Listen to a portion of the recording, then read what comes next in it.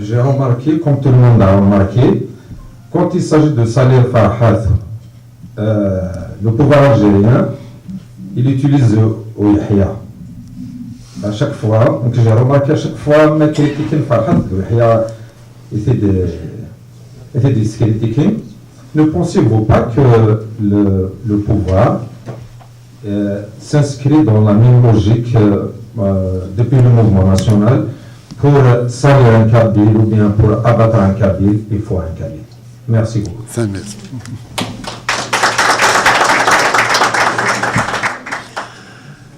Concernant les mécanismes de défense ou d'immunité contre les infiltrations, j'ai dit qu'il y aura un règlement intérieur qui précisera un peu tout cela. Nous sommes en train de réfléchir. Le premier palier, c'est celui de l'approbation, la période probatoire avant d'adhérer définitivement, d'être membre du MAC, mais il y aura d'autres mécanismes de mise à l'épreuve du postulant à la responsabilité ou à adhérer au MAC qui seront donc mis sur pied.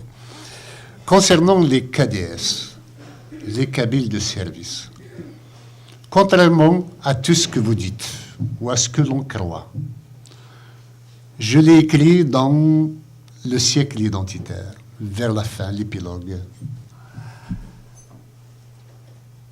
Les KDS sont des hommes de pouvoir. Ils sont avec tous les pouvoirs, même les plus barbares, les plus assassins, les plus cruels. Pourquoi ils sont dedans? Juste parce qu'il n'y a pas d'État kabyle. Si demain il y a un État kabyle, ce seront les premiers à courir pour le gérer.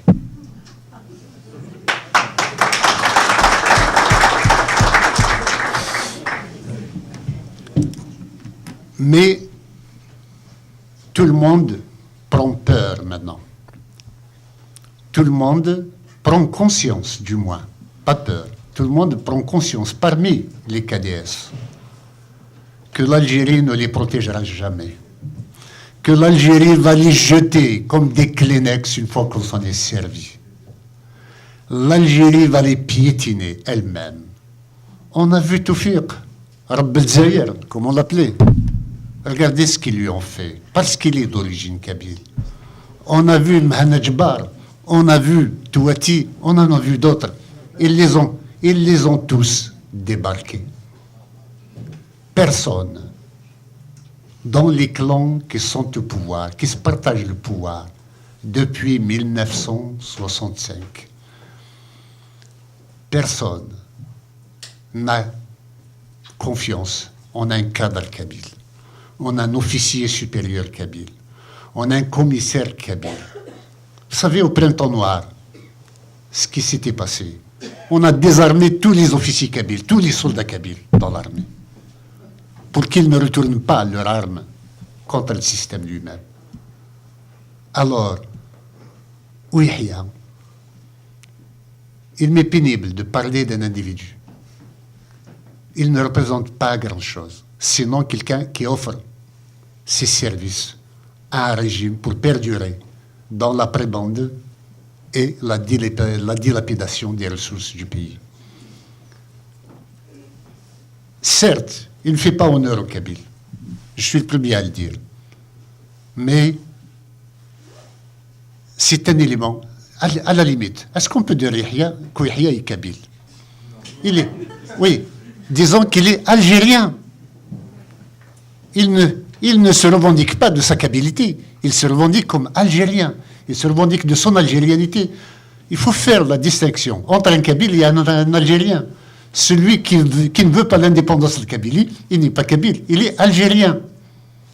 Même si, au fond de lui-même, il sait qu'il est d'origine kabyle. Mais il se vit et se bat pour être algérien, et non pas pour être kabyle. Sachant que l'Algérie n'a qu'un seul objectif vis-à-vis des Kabyles, c'est leur extinction. Pas une extinction physique, tous, non. Une extinction linguistique, identitaire et culturelle. C'est ça l'objectif de l'Algérie. On ne peut pas construire l'Algérie sur la base des différences. L'Algérie est un pays jacobin. Il travaille pour que l'idéologie jacobine surpasse tout. Donc, l'objectif de l'Algérie, c'est la mort de la Kabylie. Si la Kabylie veut vivre, il faut qu'il se sépare de l'Algérie. Il n'y a pas d'autre voie.